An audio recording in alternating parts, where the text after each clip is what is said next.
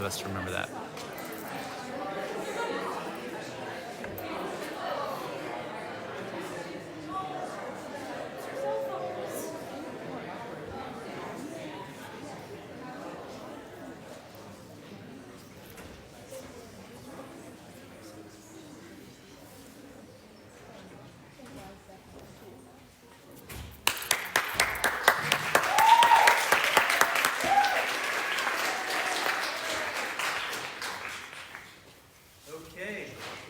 There it is. Boom.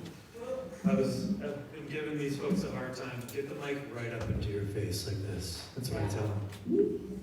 So, welcome everyone to our first literary arts reading. Thank you for being here. Many of you had a chance tonight to see some other artwork, and I see a couple hands. Yeah, there's some very cool stuff here tonight. Some very cool programs. We're super excited that you are here with us. And I'm going to just give a very brief introduction and we're going to get underway. So, first of all, I've had a couple requests for the Perpich Wi-Fi password. If you would like that, caveat, you're not doing anything during the show, of course. But the Perpich Wi-Fi password is capital P Perpich 2023 exclamation point. That's the Wi-Fi. And if you look at the back of your programs, or in the inside flap, there's a QR code, which I totally mastered in terms of putting it on here. It only took me like half an hour and a lot of help. But if you want to access the texts of the pieces themselves, they are available here for the foreseeable future. So if you're listening to a piece and you're like, whoa, what was that? That was amazing. And you're trying to remember, you can go home and later look it up and get access to that. So that should be cool. I encourage you to check that out. In terms of protocol, in terms of how do you attend a poetry, literary arts reading, got a few helpful tips for you. First of all, anytime something kind of strikes you, anytime you're listening and you're like, you want to be like inside your brain, you're like, yeah. You can also do that like outside of your brain. So out loud, you can nod, you can make the Those are all welcomed sounds. If you feel inspired, snapping is another way to show some love to writers. When a person is finished reading, raucous applause. That's a great way to show your appreciation and support. Is there anything else I need to say? Make sure your cell phones, now that you're attached to the Wi-Fi, are muted. We're not going to get distracted during the reading. We've got a great full 1-hour program for you, so I'm going to get out of the way, and without further ado, let's hear it for the Lit Kids.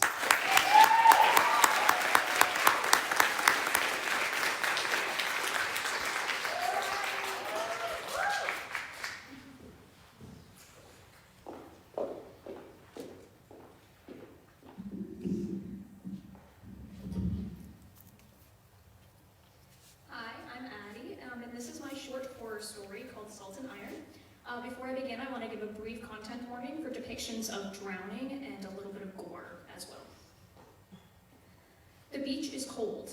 Sand beats at your clothes in the breeze. Cloud cover washes the world in duller hues. Not even the sun peers out from behind the fog. In the distance, the lighthouse teeters on the edge of a rocky plunge. You wonder how it doesn't falter, what it would look like to see the foundation crack and split as it careens into the froth below. A foghorn blares, and you cover your ears with gloved hands. The lighthouse answers with a blaring light. It bathes the waves below in red. There's a boat in the distance. Its hull is gray and unidentifiable against the ocean surface. You take your hands from your head, watching the ship glide across the horizon. You almost forget why you came out here in the first place. It was far from home, a long walk. You didn't have a car anymore, and the air was frigid.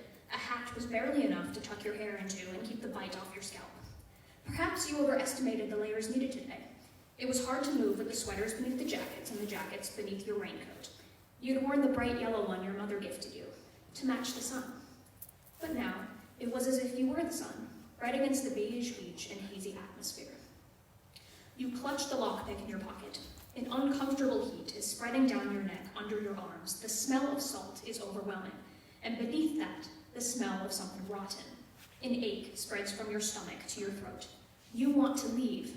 You shouldn't be here, but you can't turn back now. Foam laps at your feet as you trek close to the water. The sea is gentle today. It is still. It is quiet. As you head toward the lighthouse, a glint guides you off course. The sand swishes under the sole of your boots. You stare at the flickering light coming from beneath grains of sand. Kneeling, you slide the gloves from your hands and tuck them away. You dig into the earth, pulling a remarkable shell from it. The shell is a soft, polished pink. It twirls into itself and spreads out like the petals of a flower. It's familiar. It belonged to someone. Memories you don't want flood your mind's eyes. It was hers. She found it here, on this very beach the day she, gently cradling the shell in your palm, you fight the urge to hurl it as far as you can into the waves. Instead, you continue down the beach. A gradual, sloping path leads you up to the lighthouse gate. Meager blades of grass are strewn about the surface of the bluff. Tiny yellow wildflowers burgeon out of cracks in the rock, but you are not here for scenery. You stop at the wrought iron gate. Rust peppers the rails and the hinges creak in the gust. Even through the layers, you feel the chill, way up here. For a moment, you stand where you are. All you hear is the whistling of the wind. Even the ocean is silent. You feel a tug in your chest. You haven't been here for years, yet everything looks the same as it did way back then. You really shouldn't be here. You know that, but you can't continue to live in guilt. So, you push through the gate and step through.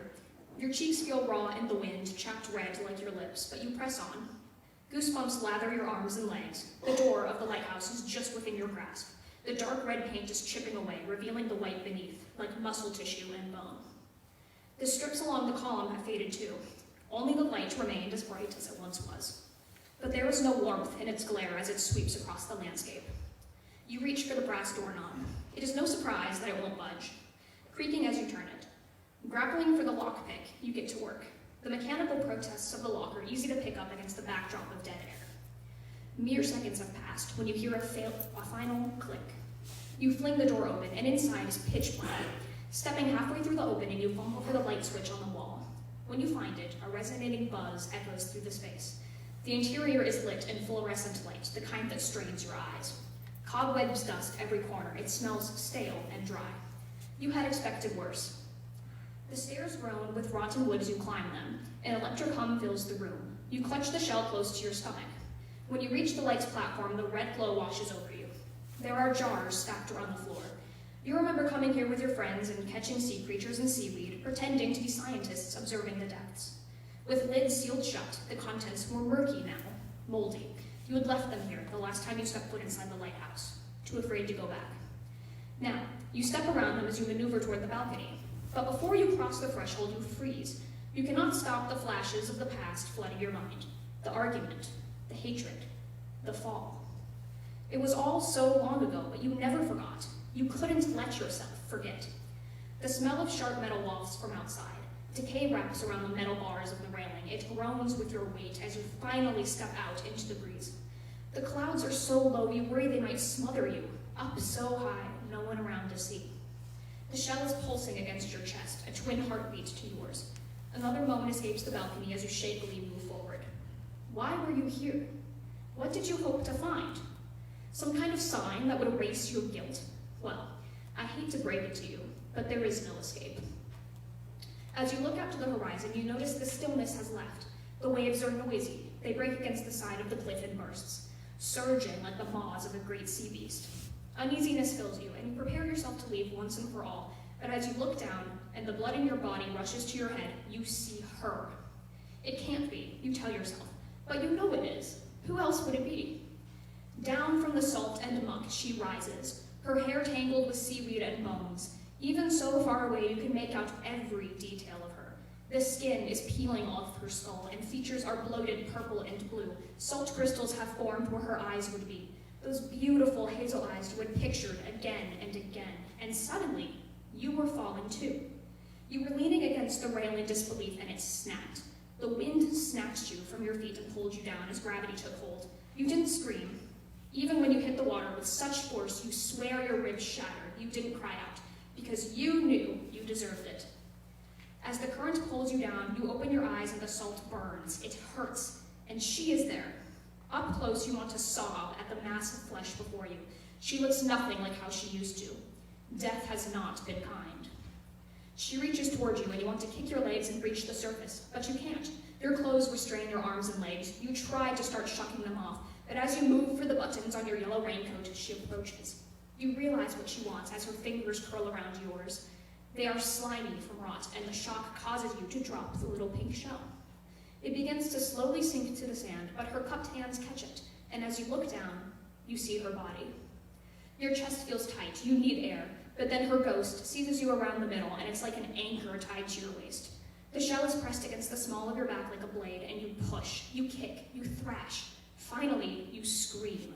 Salt water forces itself down your throat. It's fire in your lungs. The water becomes murkier, dark spots blot out your vision. You involuntarily gasp for air that isn't there. Your lungs convulse in spasms that jolt your body.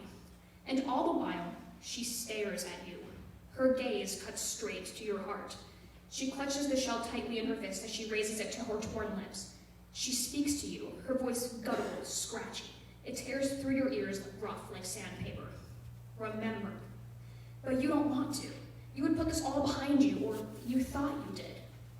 Then why did you come here? It wasn't out of sorrow or nostalgia, no. It was for retribution, because karma had finally caught up to you, and there was nothing left. Guilt wove its way into your chest, into your very soul. You pushed her. You watched her fall. You let her drown. You let her die. And her body lay there, at the bottom of the bluff among the mollusks and the eels. Fish ate the dead flesh that flaked from her skin. What was left swelled as the salt devoured her. And you willed it. Did you know back then that when a body is deprived of air, it sinks? Did you count on it? Did you pray no one would find her, that no one would catch you? Well, here you are, below the waves. You can see the sun dappling on the surface, brushing the shoulders of your yellow raincoat as it tears through the clouds. So close it warms your cheeks. But warmth alone is not enough to soothe a dying soul. As the gloom seeps into your limbs, the fight leaves your aching body, and eventually, the ache begins to leave you too.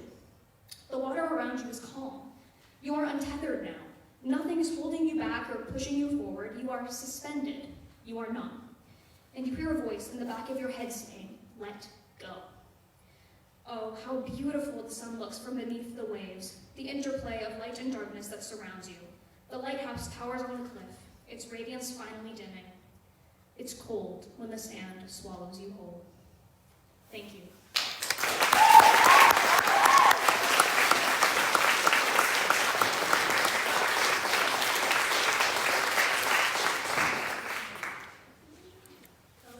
My name is Nadia Oyunbas. I'm going to be reading an excerpt from a larger piece I wrote called The Odomata Process.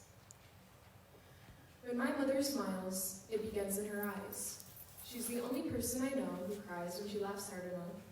She's also the only person I know who has told me how she wanted to die while having a smile on her face, a smile that began in her eyes. I don't remember how that conversation ended or how it even occurred. I barely even remember how she said what she said. It was simply profound. She strung the most exquisite words to create the most remarkable sentences, as simple as she strung together a breath. I wonder if anyone ever noticed. I wonder if anyone ever told her. I don't want to be trapped in a white linen box for eternity. I want to be free, free among the dragonflies, free among the flowers. When the sun is rising and the breeze is just starting up, let me go. I nodded and the conversation ended. The problem with being profound is that no one ever knows what to say in response. When you do know what to say, you don't know how. I wanted to tell her that I couldn't imagine a world where she no longer existed. To tell her that we wouldn't be letting her go, but that the wind would steal her away, and that from then on, whenever I saw a dragonfly, I would forget how to breathe, because when she was stolen from me, so was my life.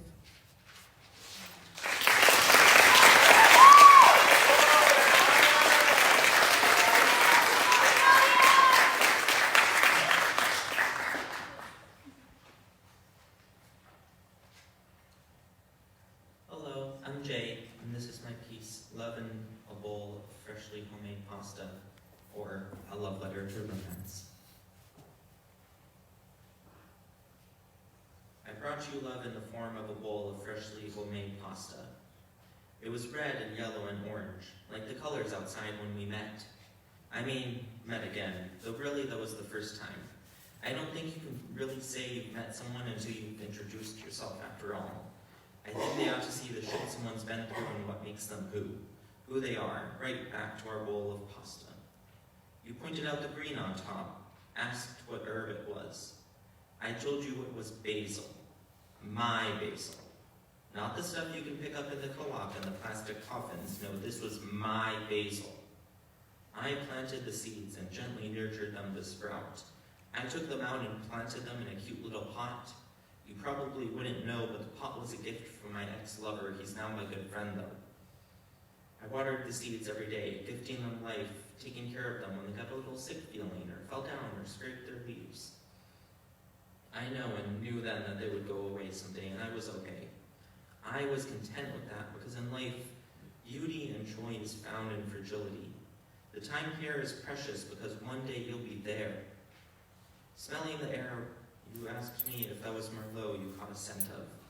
I told you it was part of the sauce. It's like a relationship, good wine. It takes time, I tell you, it takes time. Rich boldness, sweet mellowness, accents of flavors, of things unknown. It should be open, should flow freely like honey and water. The sauce is really like a partnership now that I think about it. It's got spice and everything nice from the chili flakes I used to make it.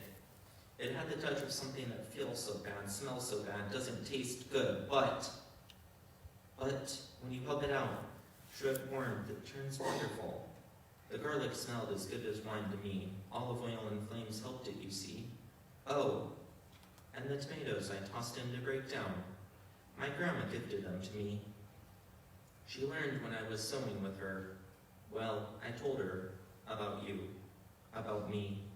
You see, my grandma's always talked to me, and we've sewn clothes and blankets and so many things. She told me to wait after we finished sewing that afternoon. I put the new shirt in my car and followed her to the garden that she made with my grandpa, where our thumbs turned as green as the stalks.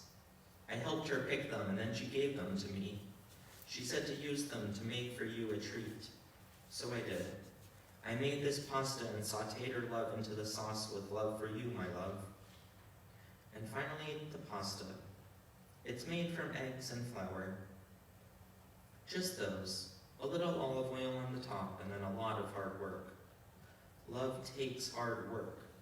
Slapped the dough down on the wooden countertop, and mopped my brow with the salted water rolling down. Hand-kneading dough is a workout, but it's worth it.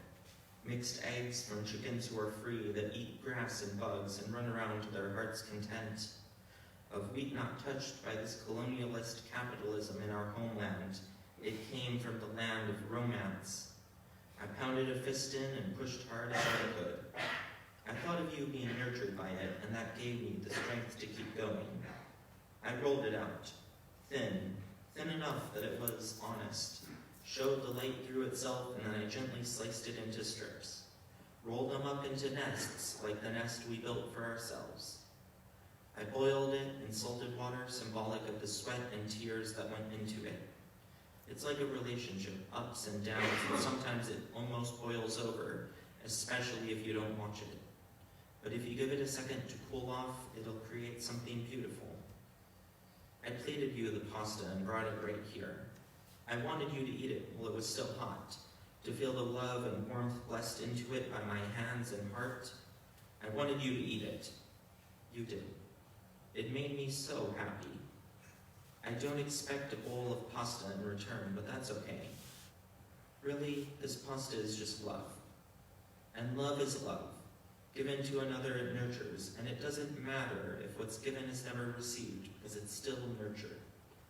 Since it nurtures because of that, it always makes a difference, even if the love is far gone now.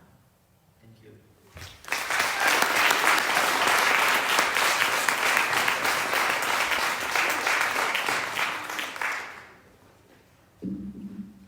Hi, my name is Madison Rowley, and I will be reading The Fall I Fell for You. The wind linked our souls together in a tightly formed bond. The air you breathed into my lungs was as crisp as the first day of fall. the fall I fell for you. I grew taller each time I stood tall to kiss you, and you grew shorter. Nature was always our favorite place to be together, from walking in flower-filled fields to carving our initials on that tree. We sat down on a bench overlooking the fields as the sun fell from the pink sky. You were wearing a chain connected to your wallet, detaching it from you, then pulled me in closer to attach me to you. I let out a laugh, and you smiled back at me. Minutes later, you sat up and pulled me down with you. I fell right on the grass, and you followed a second later. We were now on the ground, laughing our asses off from the stupidity of cuteness. Now, it's all a fading memory in the back of my mind. All the songs you had played for our ears have turned into a foreign language without you here. The lyrics didn't mean anything when your presence is absent. My eyes are now blind as I take this path of forgetfulness. I lost sight of who I was before you, before there was an us. The leaves were still green when I first laid my eyes on you. Now they are orange and brown, with no life left, just like you. The summer breeze took our breaths away when we first laid eyes on each other. Time had passed, and so did you, drifting away from me like I was never nothing to you. The season had changed, just like your mind. When the leaves fell, so did I. I didn't know how to get back up, so my life had slipped further away. My eyes closed as I took my last breath, knowing your love was gone forever. Thank you.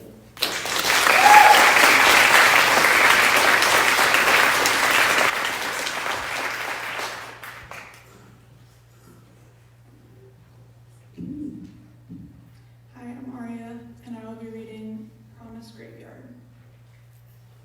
The heat of your skin sets fire to mine, your flickering breath frozen in time. Trapped between us, permafrost lingers, your fiery touch scaling my fingers. These empty hands yearn to be held, but I dream alone, my home to dwell. A fantasy too sweet, such ecstasy I greet. Your darkened gaze across the room, I'm woven in steel, bound to this tomb. My wandering eyes have searched too far, forever lost in your promised graveyard. Tell me now if this is our end. Will I be the one left to defend? My hopes have been dwindling. You know this fire needs rekindling. Will we rise from the ashes or dig our grave to join the masses? And if you choose the latter, don't leave my heart shattered. Please, don't shoot your fire arrows. Don't leave me wounded. This could get too ugly, even for Cupid. Thank you.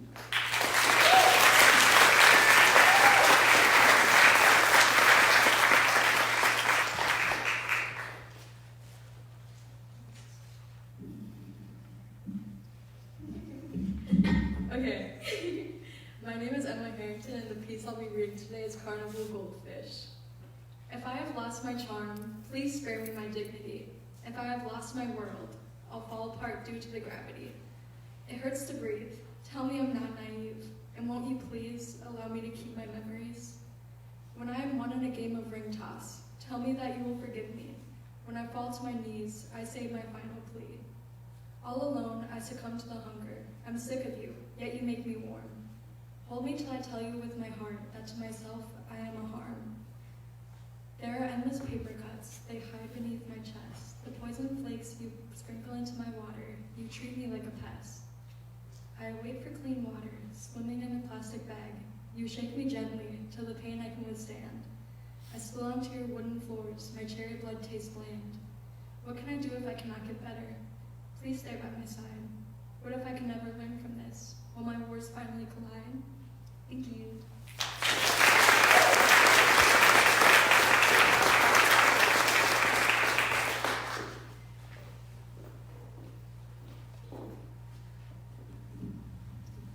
Hello, my name is Shasi, and I will be reading my first of two pieces entitled Flower Sisters.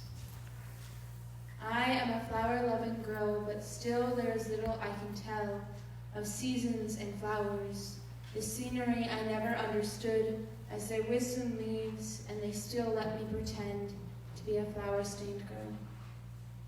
I want to know them, but they faded as quickly as they came.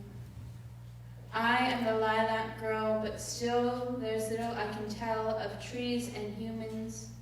Lilac girls bloom in late spring, showering the world with hot heatings of summer using tiny hellos matched by tinier blossoms.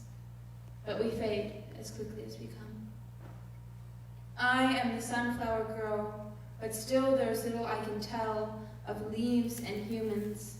Sunflower girls bloom in late summer, showering the world with cool cautions of autumn, using bright hopes matched by brighter petals. But we fade as quickly as we come. I am the violet girl, but still there's little I can tell of snow and human. Violet girls bloom in late autumn, showering the world with cold counselings of winter, using sad farewells matched by sadder blossoms. But we fade as quickly as we come. I am the snowdrop girl, but still there's little I can tell of rains and humans. Snowdrop girls bloom in late winter, showering the world with warm welcomes of spring, using soft words matched by softer petals. But we fade as quickly as we come. I am a flower-stained girl, but there's little I know of their warnings and voices. Flower-stained girls watch for hours bathing in the showers of colorful flowers, but they faded as quickly as seasons. Thank you.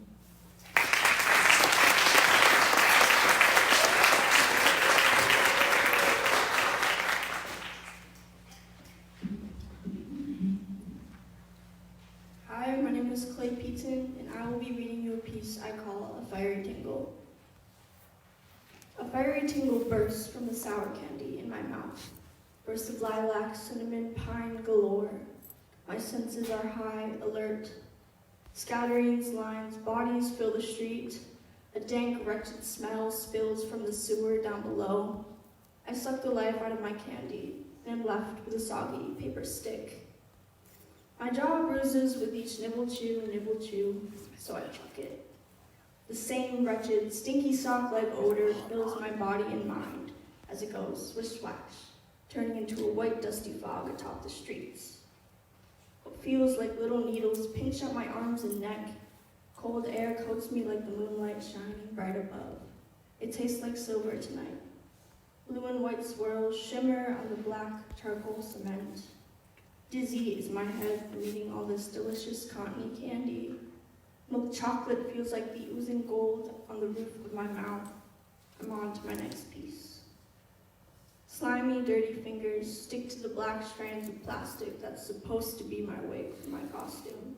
Incomplete, uncomfortable are what my fingertips feel like, and I can just feel the sugar sitting in my stomach, burdening my soul. Fear fits perfectly right now. Bubbles in my throat all thick. Throbbing rocks and waves coasting out of my body, molding me into a ghost, soaring the sky, wandering through bodies, feeding on thoughts like a stupid zombie. Heaviness scrapes at my whole self. Disconnected, I'm a pit, my own pit. Thank you.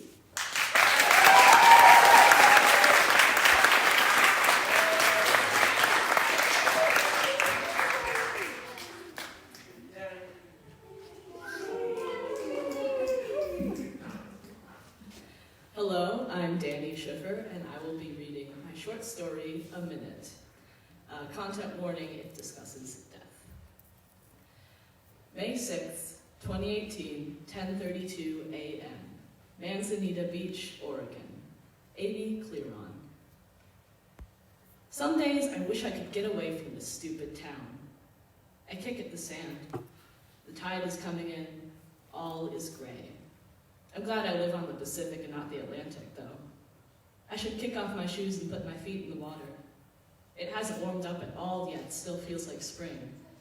The water is coming in from the Arctic in loads of barely melted ice. I think I see a cool shell ahead. And as I bent down to pick it up, I got my flannel all wet. I'm probably at risk for hypothermia now. Then, when I freaked about my flannel, I lost sight of the cool shell, so it was all for nothing. This didn't make me feel better at all. This morning is awful. I always feel like I'm one comment away from dumping Hayden. I feel like he was especially overbearing, and actually he was rude this morning. Hayden was being rude this morning. Guess that's just how guys are. This didn't make me feel better at all. I can see other people ahead. Great, just what I need, trying to let nature calm me down in my brooding moment. Some lady from my mom's church telling me to have a nice day. This stupid town, my stupid life. I'm going to college somewhere warm and dry like New Mexico. They have culture.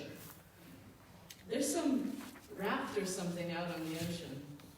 I think it's coming in with the tide. I don't think there's anyone on it. Oh God, I think it is someone. What do? They're coming in from the Arctic. They were way out there. They probably have hypothermia. Wait, what if it's just a human-looking piece of wood, like a Loch Ness Monster situation? I need to stop freaking out. I'm going to sit right here and wait for it to wash in. It's just a human-shaped piece of wood, most likely. This is not the morning I wanted. I wish I brought coffee. Those ladies will walk by any minute, and I'll ask them what it looks like, and I'll feel silly. One says, "Good morning." The other says, "Good morning." I say, "Hi." Wait, what, honey? Cringe. What does that look like to you? She follows my finger to the thing floating high on the seas. Oh God, what do we do? May 6th, 2018, 10:32 a.m.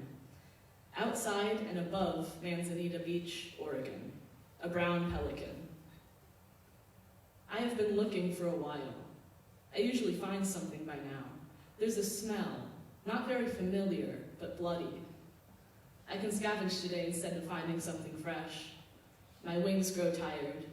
I swoop lower and circle like a vulture until I'm low enough to land. My feet weigh a human chest down into the water, getting my legs wet. It's not dead. Its wound is only a small one, making the water bloody around. I bet its liveliness is the only reason it hasn't been targeted by something else yet. First come, first serve. Its breath comes in gurgles. Its flesh is soft like it's already rotted a bit. I pick. It breathes out, but does not scream. It opens its eyes and cannot bring itself to shoo me away. I'm sorry, but not that much more sorry than I am to a fish. If it wants to be treated better than fish, it should not be this far out on the ocean. I leave anyway. What could I do? Maybe I'll never know why. I push off its chest, it bobs back up, and I ascend once again into the gray, frosty fog above the ocean. May 6th, 2018, 10:32 a.m. Manzanita Beach, Oregon. Amy Struss.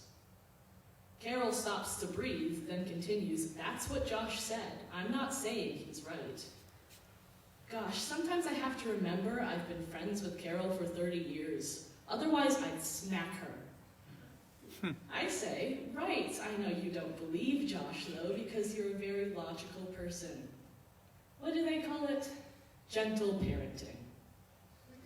But Carol insists on the topic, saying, "Amy, I know what you think, but they are pretty severe rumors, and I want to make sure you're okay." This was going to be such a nice day out. It still is. I say, sometimes Jerry's a bit mean because he's a man and that's how men are. Doesn't mean I need help and it's a desperate situation. Not everything is severe. Gosh, I moved here to have a quiet, small town life. Carol says, and you have one. I'm not spreading rumors. I'm asking if you're okay. Carol! Oops, I shouldn't raise my voice. Carol's sensitive. Sharp exhale. Smile. Carol, I am okay. Thank you for asking. Okay, Amy, that's all I wanted to know. She said something else, but I had stopped listening. I watched the waves gently roll in. They wash up pebbles and shells, sand that isn't sand yet, up a ledge and onto the beach. I love this beach. I truly do love it here.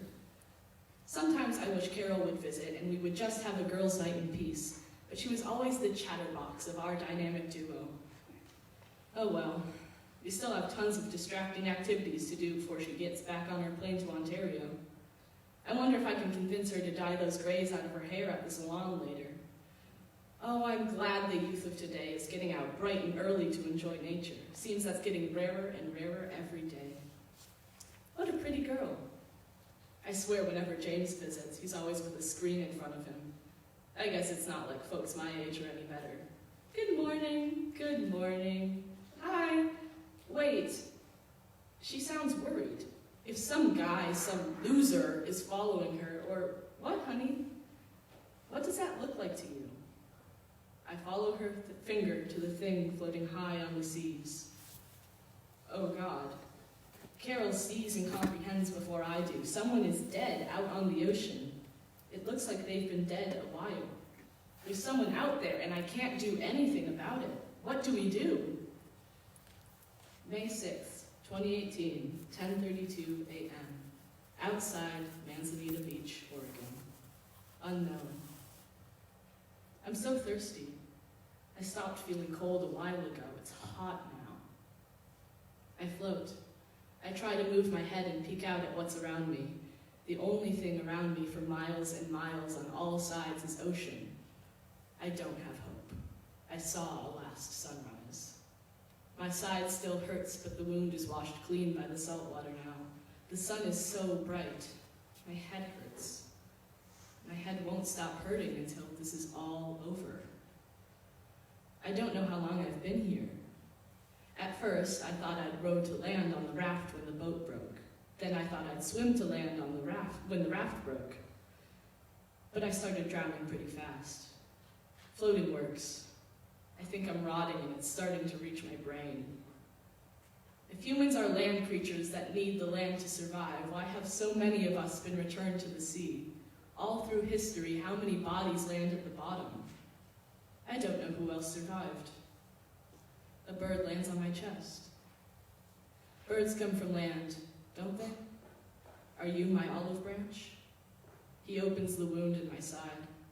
No, suppose not. I can't feel my limbs. My tongue is swollen to the size of my mouth. There is nothing around me.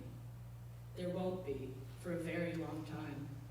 I will float forever. Thank you.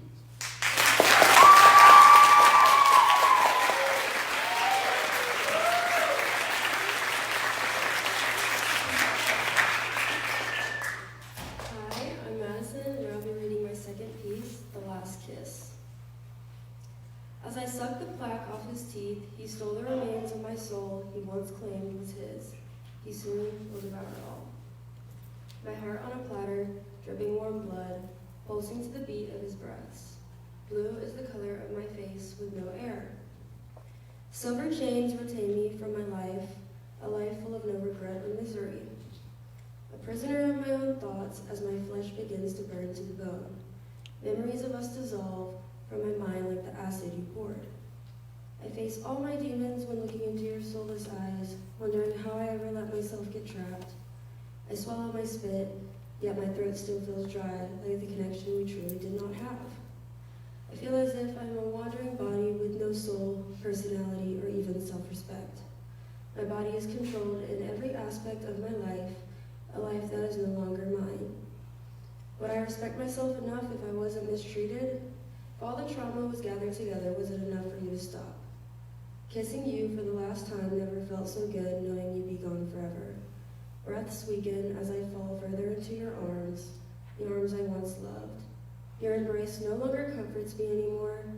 The feeling of your skin to mine repulses me now in every form. Thank you.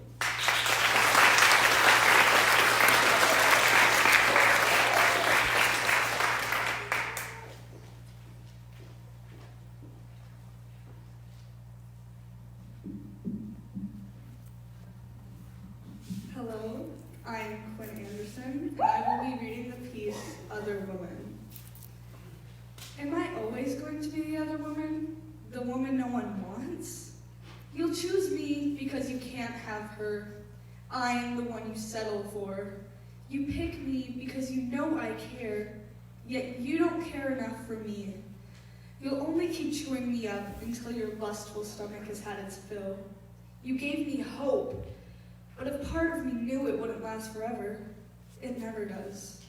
The cycle has been repeating again and again. I pushed the negative feelings deep into the corner of my mind as I wished and prayed for you to stay. I wanted you to be the one who stayed, but you didn't. Maybe I am the other woman. When you noticed her, you were gone. You went off with her and let me rot like a corpse.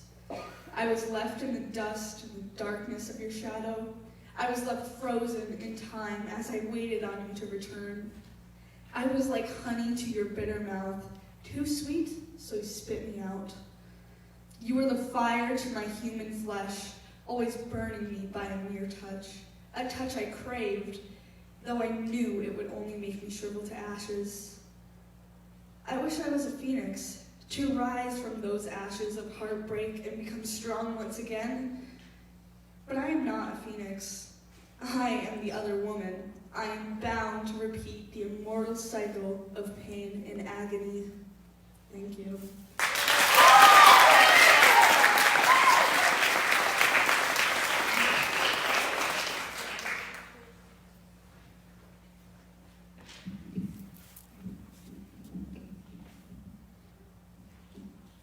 I am Aria, and this is my second piece. It was always the emptiness that filled me. There's something about the emptiness between fields and shortened hills that fill my heart. Vacant of busy forests and winding rivers, I haven't always known that such vibrant life could exist. Luxury wasn't built into the beauty of fertile dirt and buzzing insects. In my experience, coexisting with the land of nothing feels more natural than a world of everything. I was not raised knowing the end of gravel roads, nor where they had begun. I was taught to know the wind's direction, but never to believe what it kept quiet. I was not told of society's rules, nor its silenced history. Long before I had existed within the mind of my mother, I had been destined to create something out of nothing, and I was born knowing how to see what was not truly there. The stars had surrounded me, every speck and twinkle enhanced by the desolate land, as if reflecting their shine back onto the night sky. The air was clear and easy to breathe, the morning fog dense enough to hide a suffocating reality. I could color the world shades of gray, and still, I'd ask the clouds to blur my vision. The water was crystalline, newly pumped from the well near a flourishing garden, and nickering foals dancing in the dew. The sun glittered like copper on their chestnut backs, the dirt piling up beneath their hooves. The birds chattered loudly, flying in synchronic rhythms as if one body. I envy their community, their strength in numbers, much greater than a lone flight. They rode the wind with marvelous pride. But here, the currents twist and race around every sharp edge. The emptiness allowed it to soften things instead. It softened me once too, before solidity made me rigid. The distance between towns were too small to mark on maps, and the vast pastures were always flooded with cattle. The smell of cornfields and newly woven hay bales would forever be a comfort to me. But the chaos of tangled highways and homes packed together near workplaces will forever be my undoing. The life of a crowded city fuels my longing for space. Maybe it's simplicity that creates a kind of effortless beauty to me. My eyes don't have to scavenge for every detail, every etch in the concrete, my focus too scattered to truly see the blueprint. I know emptiness better than the busy streets and cluttered decor. The buildings are so tall they look as if they are reaching for the sky. Their gray exteriors diminish light rather than reflecting it. Now, I wish to feel the heat of the sun again, to go back and feel my surroundings more fully. It wasn't until I knew the difference between space and what fills it that I missed what I could no longer have. Now I know it was always the emptiness that filled me. Thank you.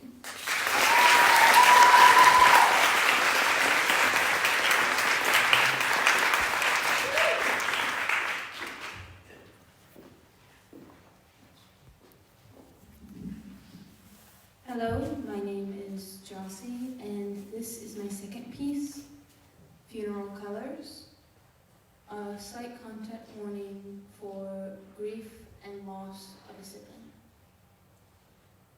Funeral colors. I never thought of roses as red. Roses are white or pink. I never thought of blood as red. Blood is purple or green. I never thought of death as red. Death is blue and nothing else. Red is duality and complexity, compassion and hatred. Grief is red. I never thought of skies as blue. Sky is cream or black. I never thought of rivers as blue. River is clear or green. I never thought of grief as blue.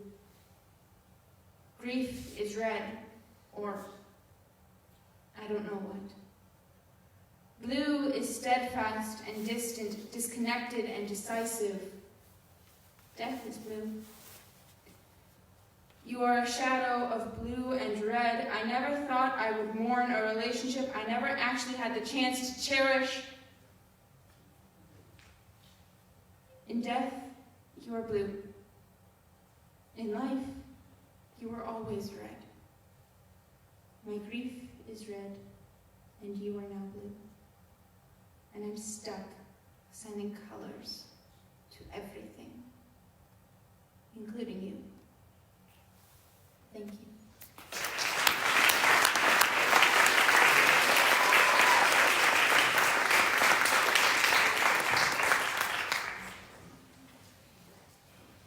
Hello, I'm Roanne, and this is my piece, Truths. Two antacids at morning and nothing at night. This is how you navigate this long fight, with a bottle a day and a pinch of a bite. And if you keep quiet, you think that they might never notice a thing, is what you tell yourself. Even though you're aware it's no good for your health, still a bottle a day and 2 more on the shelf, still a pinch of a bite and a surplus of self. It's a feeling so heavy, a feeling so old that you don't even shudder at harsh gusts of cold, because winter's your home, yes, it lives in your chest, where an icy blue snowbank is where you find rest. And the twigs on the branches are swollen and sore. Your heart pleads for a place it has not been before. And I know, yes, I know why that feeling's with you. Why it feels like the moment you start, you will lose, and why it is truly what you believe is true, that there's nothing out there that is sweet or that's new. And you swear there's nothing in the world you could do. It's the life you have led to get up to this point. It's the world in your head that has tugged at your joints. It's torn you so far down you don't know how to stand. And I see it. There's nowhere to land. Just a small speck of dust and an old sinking band. Know at all how you feel, or at all understand.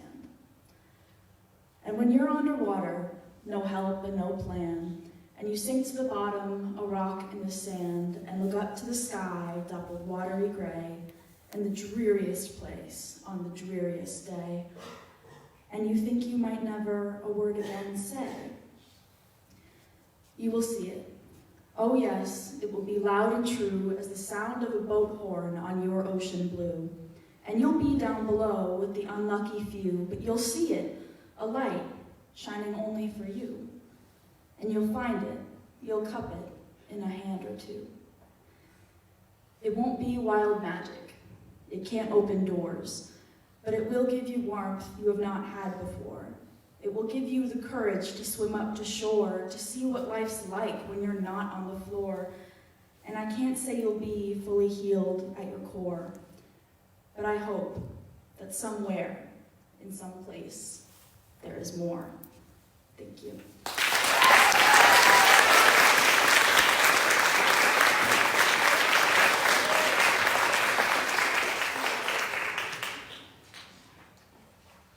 Hello, I will be reading Clarissa Krieger's piece called Frog. I pushed my fingers into her ribs as if a rosary could mend her hurt, Horrifically watched the frog of sins, I felt the razors on her undershirt. The frog would follow like the plague, the testament's loom was all but vague. A hymn of breath, the poisonous skin, alas my lord was a killer. Bound by my body's grin, I wish to be bound to that pillar. It's on my skin and it turns the wheel, I would like to bury me in black. The twisted alley of how I feel is something I can never choke back. The frog in my throat brings a sunbeam that will eventually burn my body, but it will never connect me to hell. Thank you.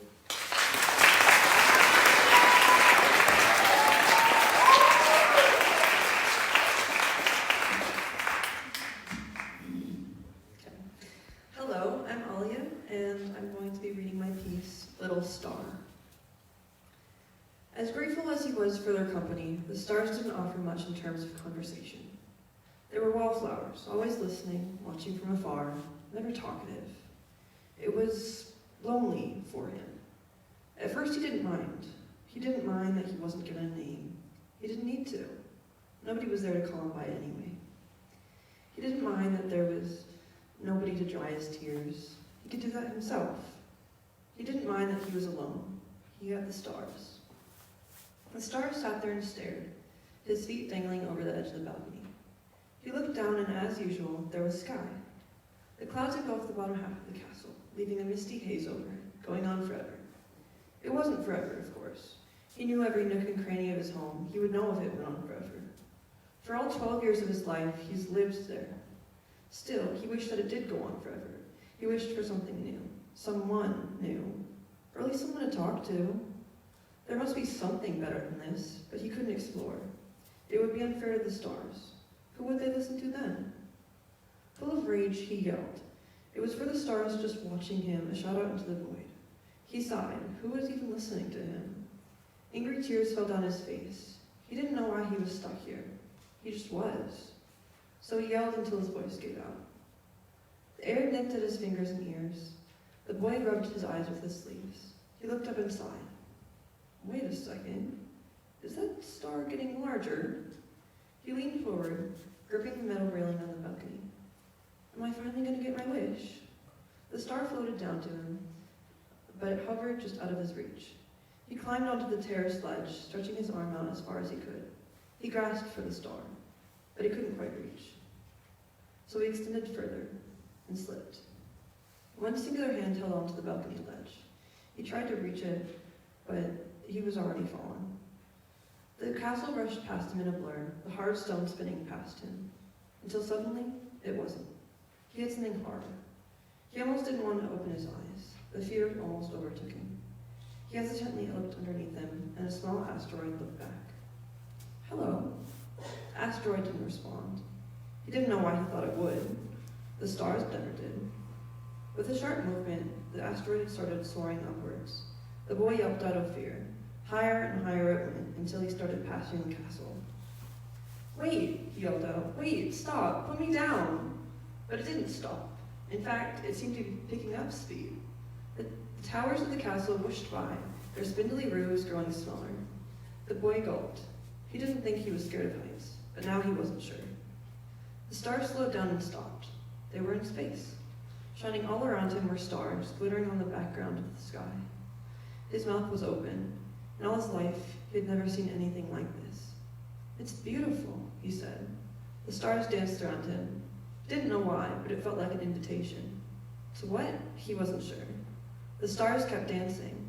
They twirled, faster and faster. He was in awe. He reached out to touch one, and the stars stopped. He gently put his hand over a star. It took over his hand with scalding pain. It was so hot it was cold. He winced and pulled his hand back, specks of tears in his eyes. The star pulled back too. The boy looked inquisitively at it. He could tell by the way it reacted it felt bad, but that would be crazy. The stars couldn't feel anything, could they? They're just stars. He put his hand out again. There was a magnetic force between the star and him. It felt like a bond, communication, friendship even. Or at least he guessed friendship felt like this. This is what he always dreamed of, companionship. It was hot, and his skin bubbled and burned under the touch. He didn't recoil. He didn't even flinch. He was so happy. For the first time in his life, he had a friend. They didn't speak. They didn't need to. They understood each other. He took one last look at the small, insignificant castle below. He would miss it, but it was nothing compared to the longing he felt when he was stuck there. The rage, the loneliness, the boredom. He turned back and found himself embraced by the star. It took over his body with a brilliant golden light. And now he was what he had always loved, a little star in a big blue sky. Thank you.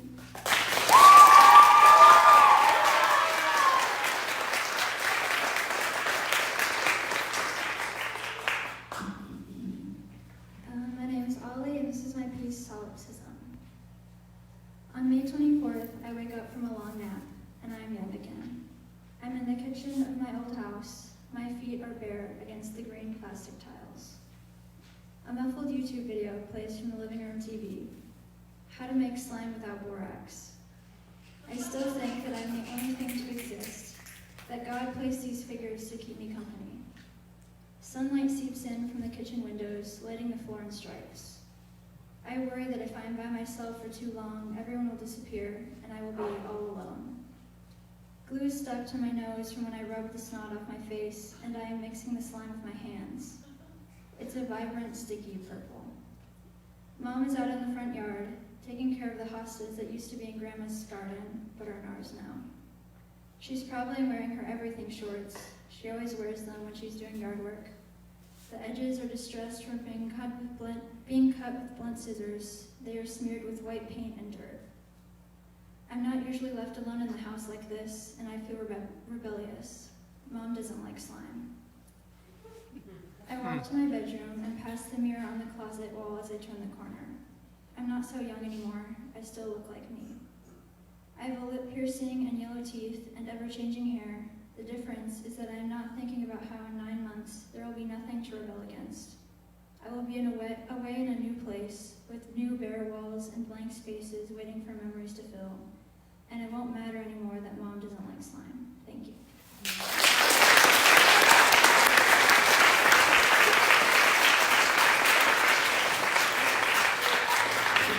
Let's have one more round of applause, please, for the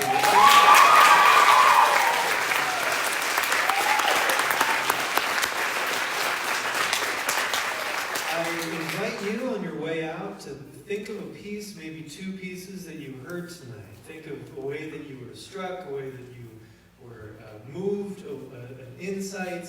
Maybe you felt freaked out by something. Maybe you felt something shifted for you. Whatever those moments are, I would invite you to grab one of those lip kits and say, hey, the thing you did, like, it landed with me. And even if that's all you say, that's okay. Thank you again very much for coming. Have a great night.